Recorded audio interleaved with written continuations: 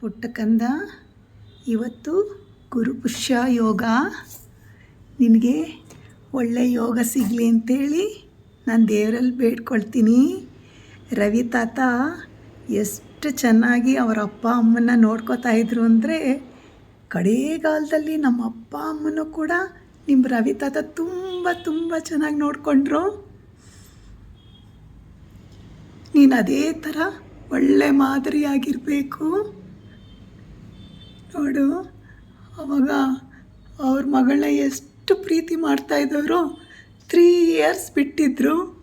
ಎಷ್ಟೇ ಕಷ್ಟ ಇದ್ರೂ ಅವರು ಅವರ ಅಪ್ಪ ಅಪ್ಪನಿಗಾಗಿ ಅವ್ರ ಹೊರದೇಶದಲ್ಲಿದ್ದು ಆಮೇಲೆ ಬಂದು ನಿಮ್ಮಮ್ಮನ ಸೇರಿಕೊಂಡ್ರು.